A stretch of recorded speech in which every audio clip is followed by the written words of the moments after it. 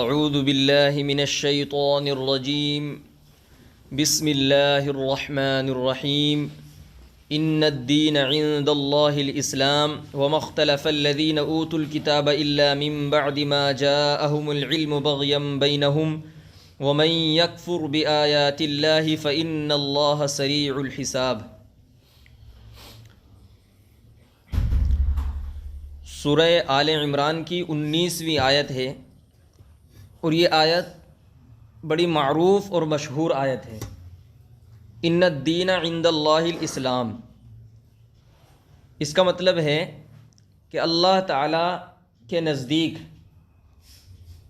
مذہب دین صرف ایک ہے، اور وہ مذہب ہے مذہب اسلام۔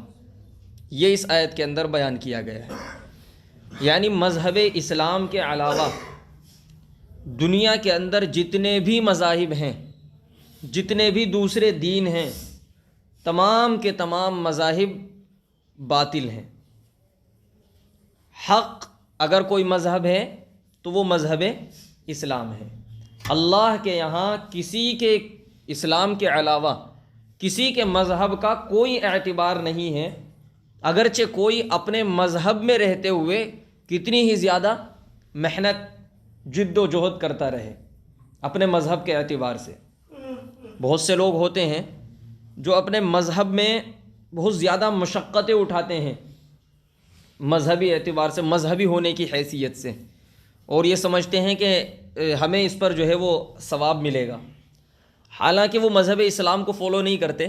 بہت سارے لوگ، بہت سارے مذہب کے لوگ آپ کو مل جائیں گے اس طرح کہ وہ یہ سمجھ کر کے محنت کرتے ہیں، بڑی پوری زندگیاں بعض لوگ کھپا دیتے ہیں یہ سمجھ کر کے کہ ہمیں کچھ حاصل ہو جائے گا، لیکن اللہ نے صاف اعلان کر دیا ہے کہ ایسے لوگوں کے لیے اللہ کے یہاں کوئی جگہ نہیں ہے، کیونکہ اللہ کے یہاں مذہب اسلام کے علاوہ کوئی مذہب قبول ہے ہی نہیں۔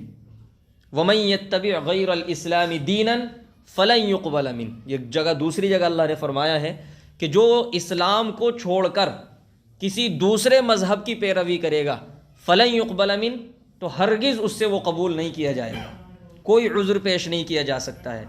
تو نجات پانے کا اللہ کے یہاں واحد راستہ یہ ہے کہ ہم مسلمان بن جائیں، اسلام لے آئیں، اسلام کو فالو کریں، اسلام مذہب کے اوپر ایمان لے آئیں۔ اس کے علاوہ کوئی راستہ نہیں ہے اللہ کے یہاں نجات پانے کا۔ تو اللہ کے یہاں کوئی مذہب ہی نہیں، کوئی دین ہی نہیں ہے سوائے اسلام کے، یہ اللہ تعالیٰ نے یہاں بیان کیا ہے۔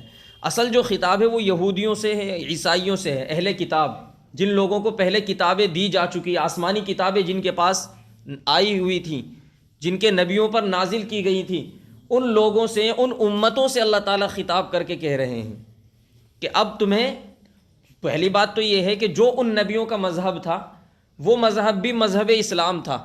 کسی کے ذہن میں یہ شبہ پیدا ہو سکتا ہے کہ مذہب اسلام تو 1400 سال پہلے کا مذہب ہے اور اس سے پہلے تو مذہب اسلام نہیں تھا۔ یہ اعتراضات بھی کیے جاتے ہیں، ظاہر ہے، اور سوال بھی پیدا ہو سکتا ہے، تو اس کا جواب بہت زیادہ دیا جا چکا ہے۔ مذہب اسلام 1400 سال پرانا مذہب نہیں ہے، بلکہ جب سے دنیا قائم ہے، اس دنیا کے پہلے آدمی کون؟ حضرت آدم علیہ السلام۔ حضرت آدم علیہ السلام مذہب اسلام پر تھے اور وہ مسلمان تھے، قرآن سے ثابت ہے۔ تو مذہب صرف مسلمان اسی امت کو نہیں کہا جاتا ہے، هو سماکم المسلمین، یہ اللہ نے فرمایا کہ اس نے تمہارا نام مسلمان رکھا، من قبل وفی ھذا، پہلے بھی اور بعد میں بھی، یعنی اس امت سے پہلے جو نبی آئے ہیں ان کی امتوں کو بھی مسلمان کہا جاتا تھا۔ تو اللہ تعالیٰ نے ہمیشہ ایک ہی مذہب یہ قابل قبول رکھا ہے کہ بس ایک ہی مذہب ہے ہمیشہ۔ حضرت محمد صلی اللہ علیہ وسلم کے تشریف لانے سے پہلے جو دوسرے مذاہب تھے، وہ اس وقت عیسائی مذہب جو تھا وہ برحق تھا، حضرت عیسیٰ علیہ السلام کے جو ماننے والے تھے، لیکن ان کو بھی مسلمان کہا جاتا تھا، یعنی اسلام لانے والے۔ تو اللہ تعالیٰ نے اسی کو بیان کیا ہے کہ جو اہل کتاب ہیں، یہودی ہوں یا عیسائی ہوں، یہ اب مسلمانوں سے کترانے لگے ہیں، حالانکہ یہ سیدھی بات جانتے ہیں، ان کے پاس کتابیں موجود ہیں، آسمانی کتابیں جو ان کے نبیوں پر نازل کی گئی تھیں، وہ کتابیں ان کے پاس موجود ہیں، اور ان کتابوں کے اندر صاف صاف لکھا ہوا ہے مذہب اسلام کے بارے میں، کہ مذہب اسلام کے سب سے آخری پروفیٹ، سب سے آخری نبی جو آئیں گے وہ حضرت محمد صلی اللہ علیہ وسلم ہوں گے، ان کی یہ نشانیاں ہوں گی، یہ علامتیں ہوں گی، ان کی نبوت کی تمام علامتیں پہلی کتابوں کے اندر بتائی گئی تھی۔ اور عیسائیوں کے، یہودیوں کے جو بڑے بڑے علماء تھے، دانشور لوگ تھے، جو کتابوں کا علم رکھنے والے لوگ تھے، ان کو سب معلوم تھا، لیکن اپنی چودراہٹ ختم ہو جائے گی اس وجہ سے انہوں نے کسی کو بتایا نہیں۔ مکہ مدینہ کے اندر کیا ہوا، جب حضور ہجرت کر کے مدینہ منورہ تشریف لے گئے تو وہاں یہی ہوا، عبداللہ بن ابی، یہ جو منافقین کا سردار تھا، یہ یہودی تھا، تو مدینہ کے اندر تیاری چل رہی تھی عبداللہ ابن ابی کو بادشاہ بنانے کی، لیکن جب حضور پہنچ گئے تو اس کی بادشاہت ختم ہو گئی، تو اس وجہ سے وہ بڑا مخالف بن گیا تھا۔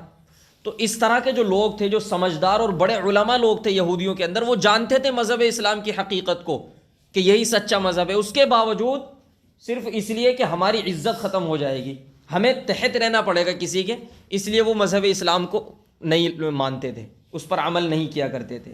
اسی کو اللہ تعالیٰ نے بیان کیا کہ محض ضد کی وجہ سے اور اپنی چودراہٹ ختم نہ ہو جائے، عزت ختم نہ ہو جائے، اس وجہ سے یہ لوگ اسلام نہیں لاتے ہیں۔ ان الدین عند اللہ الاسلام، بے شک دین اللہ کے نزدیک صرف اسلام ہے۔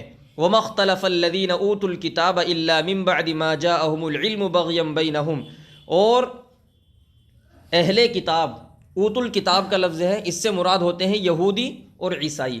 اہل کتاب ان کو کہا جاتا ہے جن کے پاس پہلے آسمانی کتابیں موجود تھیں۔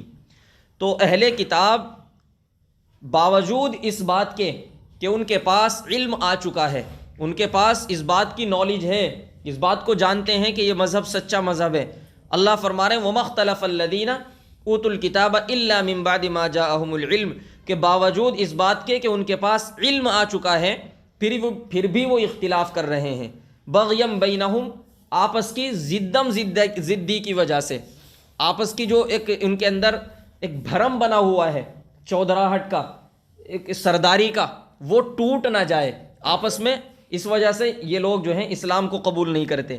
آگے فرماتے ہیں وَمَن يَكْفُرُ بِآيَاتِ اللَّهِ، اور جو اللہ کی آیتوں کا انکار کرتا ہے، جو اللہ کی آیتوں کا کفر کرتا ہے، نکار دیتا ہے، فَإِنَّ اللَّهَ سَرِيعُ الْحِسَابِ، تو یاد رکھو کہ اللہ بہت جلد اس کا حساب لینے والا ہے۔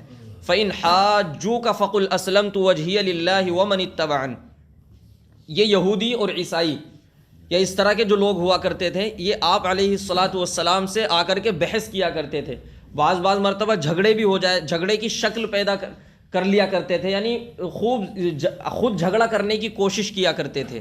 تو اللہ تعالیٰ نے اس کا جواب دیا ہے فَإِنْ حَاجُّوكَ، پھر اگر وہ آپ سے جھگڑا کرنے کے لیے آئیں، جھگڑا کرنے لگیں، فقل، تو اے نبی تم یہ کہہ دو اسلمت وجہی للہ ومن اتبعن، کہ میں اور میرے پیروکار یعنی میرے صحابہ جو مجھ پر ایمان لے آئے ہیں، ہم تو اللہ کے سامنے سر تسلیم خم کر چکے ہیں، یعنی ہم تو مسلمان بن چکے ہیں، مسلمان ہو چکے ہیں۔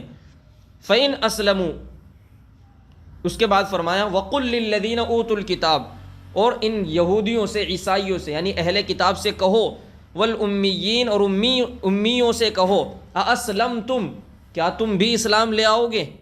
یعنی ان سے صرف کہہ دو، دعوت پہنچا دو، دعوت دینا یہ تو ضروری ہے، صرف دعوت پہنچا دو، أَأَسْلَمْتُمْ، کیا تم اسلام لاؤ گے؟ فَإِنْ أَسْلَمُوا، پھر اگر وہ اسلام لے آئیں، فَقَدِ اهْتَدَوْا، تو سمجھو کہ وہ ہدایت پر آ گئے۔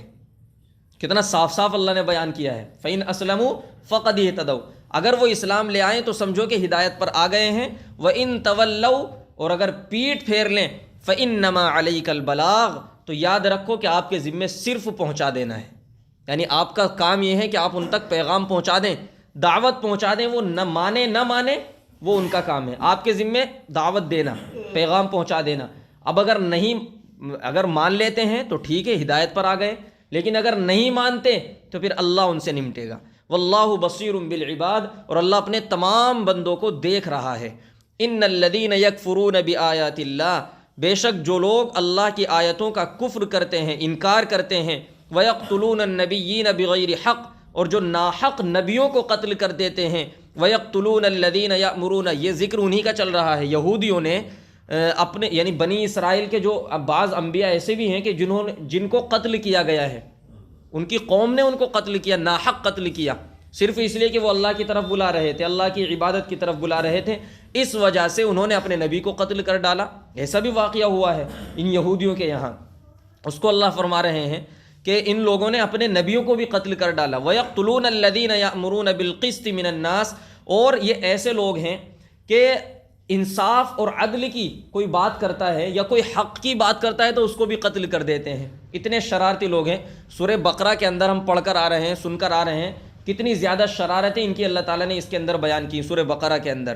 اتنے اس سے زیادہ شرری قوم کوئی نہیں ہو سکتی۔ آج بھی یہودیوں کی شرارت عروج پر ہے، کس قدر فتنے اور یہ میں مبتلا کرنے کی کوششیں کی جا رہی ہیں، کس قدر جھگڑے اور فساد، اور آج دیکھ لیجئے فلسطین کے اندر کیا حالات ہوئے پڑے ہیں، ان کی شرارت ہی کا تو نتیجہ ہے۔ تو یہ قوم پہلے سے ہی شرارتی ہے، تو اسی کی شرارت کو اللہ تعالیٰ نے سورہ بقرہ کے اندر جگہ جگہ بیان کیا ہے۔ تو اللہ تعالیٰ یہاں بھی ایک شرارت کا ذکر کر رہے ہیں۔ ایک بہت بڑی شرارت تو ان کی یہ ہے کہ اپنے نبیوں تک کو انہوں نے قتل کر ڈالا۔ دوسری شرارت ان کی یہ ہے کہ کوئی حق کی بات کہنے والا ہو، سچ بات کو ان کے منہ پر اگر کہہ دیتا تھا تو ظاہر سی بات ہے حق بات تو کڑوی لگتی ہی ہے، تو یہ کڑوی بات، وہ حق کی بات برداشت نہیں کر سکتے تھے، بس فوراً اس کو قتل کر دیا کرتے تھے۔ تو کوئی انصاف کی بات کرنے والا نہیں، کوئی انصاف کی بات کرے تو اس کو قتل کر دیتے۔ اس کا ذکر اللہ فرما رہے ہیں کہ جو لوگ ہماری آیتوں کا، اللہ کی آیتوں کا کفر کرتے ہیں اور نبیوں کو ناحق قتل کرتے ہیں، وَيَقْتُلُونَ الَّذِينَ يَأْمُرُونَ بِالْقِسْطِ مِنَ النَّاسِ، اور لوگوں میں سے جو لوگ انصاف کرنے کا حکم دیتے ہیں ایسے لوگوں کو قتل کر دیتے ہیں، فَبَشِّرْهُمْ بِعَذَابٍ أَلِيمٍ، تو تم ان کو دردناک عذاب کی خبر دے دیجئے، خوشخبری سنا دیجئے۔ یعنی تمہارا حشر کیا ہونے والا ہے؟ دردناک عذاب دیا جائے گا۔ کیسا دردناک ہوگا؟ بس وہ دردناک ہوگا، ہمارے تمہارے بس کی بات نہیں اس کو برداشت کرنا۔ اس لیے اللہ سے پناہ مانگا کریں کہ اللہ تعالیٰ ہمیں اپنے عذاب سے محفوظ رکھے۔ اولئک الذین حبطت، دردناک، علیم کا مطلب ہوتا ہے دردناک، بہت سخت عذاب جو برداشت نہ کیا جا سکے۔ تو اس لیے پناہ مانگنے کی ضرورت ہے، اللہ سے ڈرنے کی ضرورت ہے، اللہ تعالیٰ کے عذاب میں ہم کہیں مبتلا نہ ہو جائیں۔ فبشرہم بعذاب علیم، تو تم ایسے لوگوں کو دردناک عذاب کی خبر دے دیجئے۔ اولئک الذین حبطت اعمالہم فی الدنیا والآخرہ، یہ وہ لوگ ہیں کہ جن کے دنیا اور آخرت میں اعمال، جن کے اعمال برباد ہو گئے ہیں، ضائع ہو گئے ہیں دنیا اور آخرت میں۔ یعنی ایسے لوگ جو مذہب اسلام کو فالو نہ کریں، وہ چاہے کتنے اچھے اچھے اعمال کر لیں۔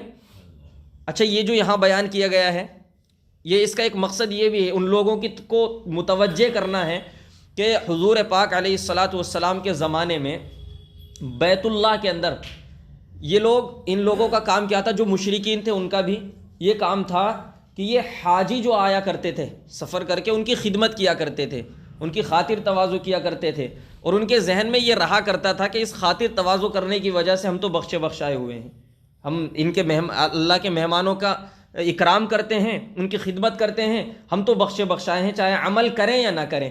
تو اللہ فرما رہے ہیں کہ ایسے اعمال ان کے بالکل بیکار ہو جائیں گے، برباد ہو جائیں گے، کوئی کسی کام کا نہیں ہوگا۔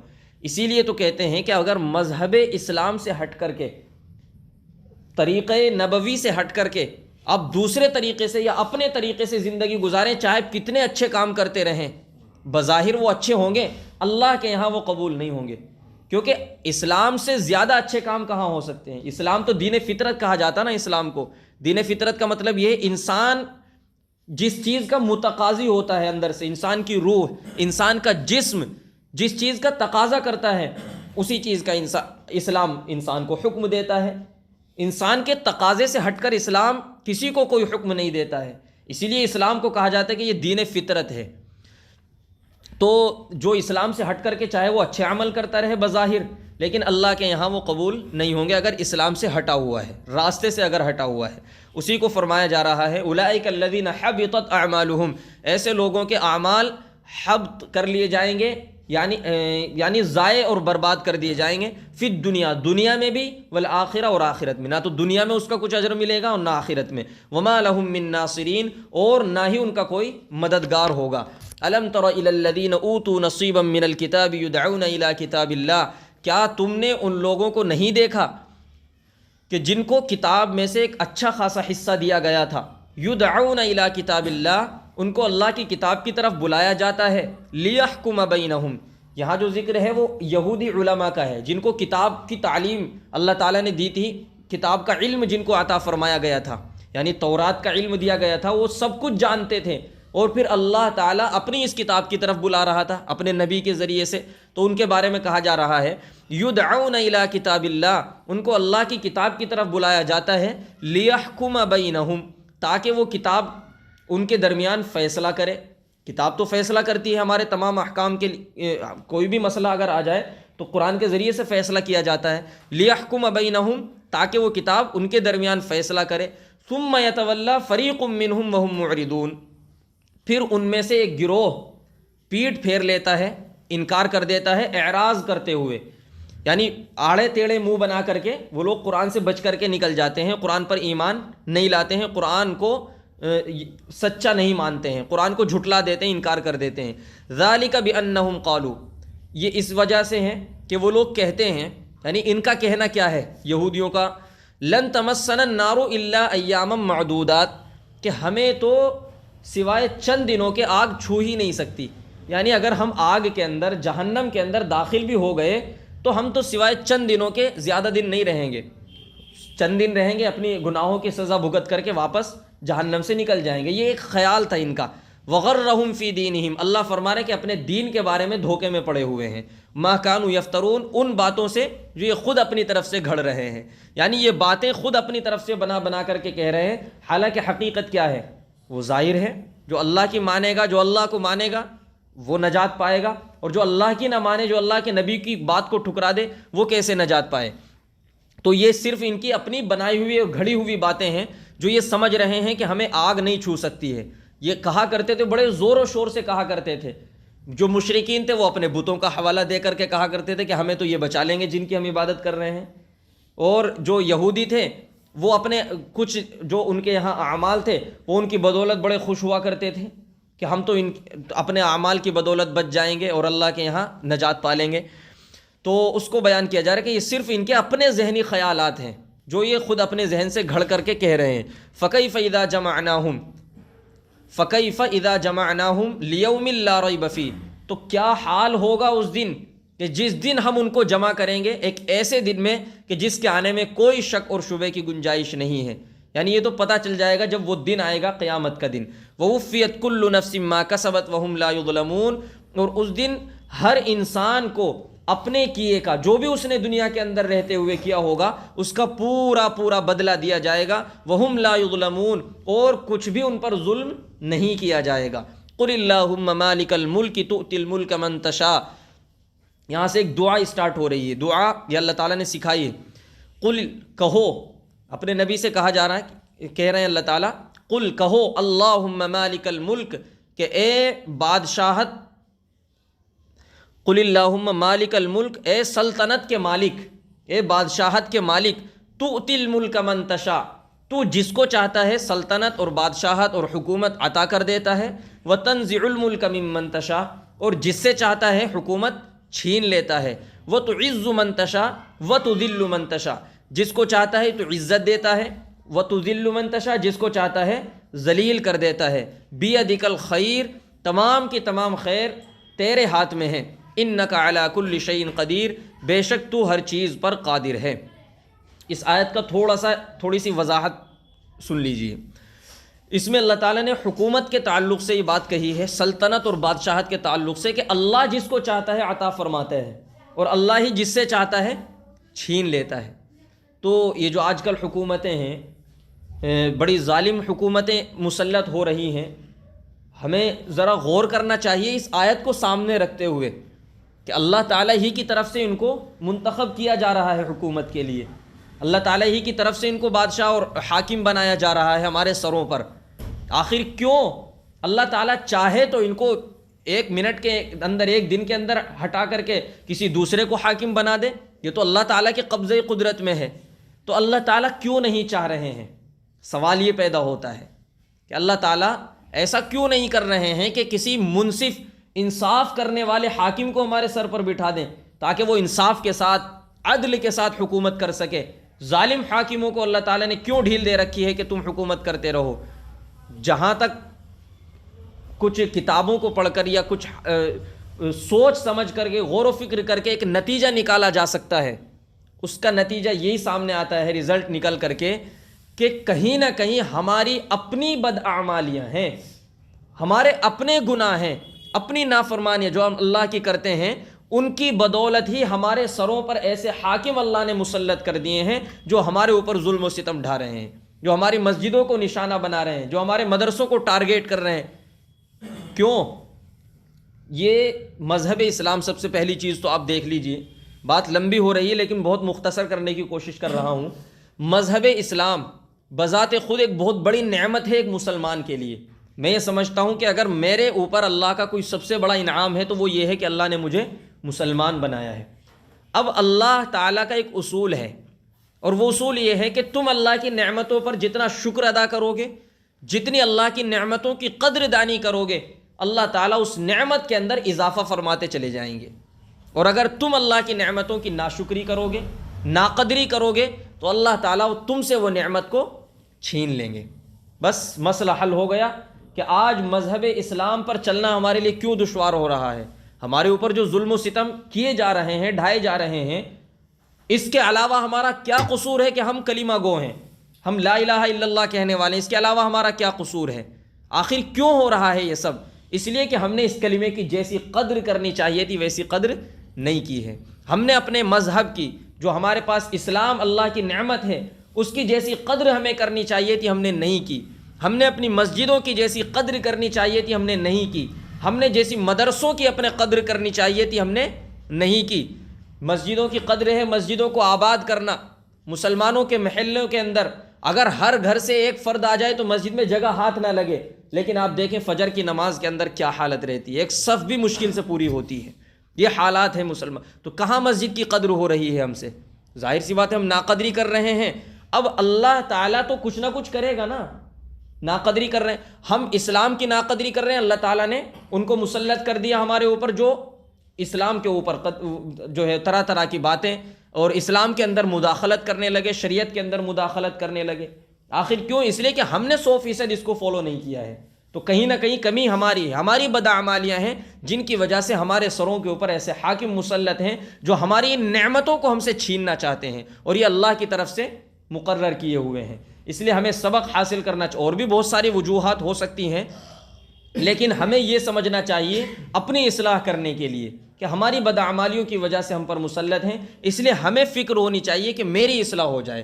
ہر آدمی اپنی اصلاح کی کوشش کرے۔ جب میری اصلاح ہو جائے گی تو انشاءاللہ اس امت کا کم سے کم ایک فرد تو سدھر جائے گا، ایک فرد کی تو اصلاح ہو جائے گی۔ ہم یہی تو سمجھتے ہیں کہ اگر میں اصلاح سیدھے راستے پر آ گیا تو میرے ایک کے ہونے سے کیا ہو جائے گا؟ حالات تو نہیں بدل جائیں گے، یقیناً حالات نہیں بدلیں گے، لیکن آپ کے اندر کی حالت ضرور بدل جائے گی۔ آپ کے اندر جو بے اطمینانی ہے حکومت کو لے کر کے یا کسی بھی طرح کی، آپ کے اندر جو بے سکونی اور بے چینی محسوس ہوتی ہے، وہ بے چینی اور بے سکونی ختم ہو جائے گی۔ اس لیے کہ آپ کا یقین بن جائے گا کہ اللہ کی طرف سے مقرر کیے ہوئے ہیں، اور یقیناً اللہ ہی کی طرف سے مقرر کیے ہوئے ہیں۔ یہ اللہ تعالیٰ ہی چاہتا ہے، جس کو چاہتا ہے حاکم بنا دیتا ہے۔ اسی کو اللہ نے یہاں بیان فرمایا ہے، جب تک ہمارے اعمال نہیں بدلیں گے، جب تک ہم سیدھے راستے پر نہیں آئیں گے، اس وقت تک اللہ تعالیٰ اس طرح کی ایک طرح سے سزا ہے یا آزمائش ہے جو ہمارے اوپر آ رہی ہے، اللہ تعالیٰ بھیجتے رہیں گے۔ بہرحال اللہ تعالیٰ سے دعا ضرور کرنی چاہیے کہ اللہ تعالیٰ ہماری ان ظالم حکمرانوں سے حفاظت فرمائے، اور اللہ تعالیٰ ہمیں سیدھے اور سچے راستے پر چلنے کی توفیق نصیب فرمائے۔ قل اللہم، اے نبی تم کہو کہ اللہ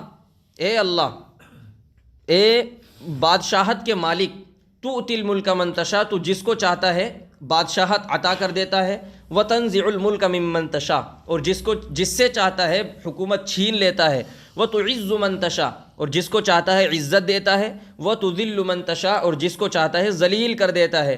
بیدک الخیر، تمام کی تمام خیر تیرے ہاتھ میں ہے۔ انک علی کل شیء قدیر، بے شک تو ہر چیز پر قادر ہے۔ تولج اللیل فی النہار، تو رات کو دن میں داخل کرتا ہے، وتولج النہار فی اللیل، اور دن کو رات میں داخل کرتا ہے۔ اس کا مطلب یہ ہے کہ کبھی دن چھوٹا ہوتا ہے، کبھی دن بڑا ہوتا ہے، اور اس کا ایک مطلب یہ بھی ہے کہ رات کے بعد کس طرح صبح پھوٹتی ہے، کس طرح روشنی پھیلتی چلی جاتی ہے، یہ بھی اللہ کی ایک بڑی قدرت ہے۔ یہ اللہ ہی تو کرتا ہے کہ رات چل رہی تھی، چلتے چلتے اچانک سے کیا ہوا، صبح صادق کے بعد روشنی پھیلنی شروع ہو گئی. تو یہ بھی ایک مطلب ہے کہ اللہ تعالیٰ رات میں سے دن کو نکال دیتا ہے، اور پھر دن چل رہا ہے، دن میں سے اللہ تعالیٰ رات کو نکال دیتا ہے، رات کو داخل کر دیتا ہے. اسی کو بیان کیا جا رہا ہے وَتُخْرِجُ الْحَيَّ مِنَ الْمَيِّتِ، اور تو زندے کو مردے سے نکالتا ہے، وَتُخْرِجُ الْمَيِّتَ مِنَ الْحَيِّ، اور مردے کو زندہ سے نکالتا ہے، وَتَرْزُقُ مَن تَشَاءُ بِغَيْرِ حساب. اس کی ایک مثال دی جاتی ہے زندے کو مردے سے اور مردے کو زندے سے، جیسے ایک مرغی کا انڈا ہوتا ہے یا کسی بھی چیز کا، وہ انڈا تو بے جان ہے، مردہ ہے، اس کے اندر جان تھوڑی نہ ہے، لیکن اس کے اندر سے اللہ تعالیٰ ایک جاندار چیز کو پیدا کر رہا ہے. کتنی بڑی قدرت اللہ تعالیٰ کی. تو یہ ذرا غور کرنا چاہیے کہ اللہ تعالیٰ کے علاوہ اور کون کر سکتا ہے ایسا. تو یہ اللہ کی تعریف کی جا رہی کہ یا اللہ تو زندے کو مردے سے اور مردے کو زندے سے نکال دیتا ہے. وَتَرْزُقُ مَن تَشَاءُ بِغَيْرِ حساب، اور تو جس کو چاہتا ہے بغیر حساب کے رزق عطا فرماتا ہے.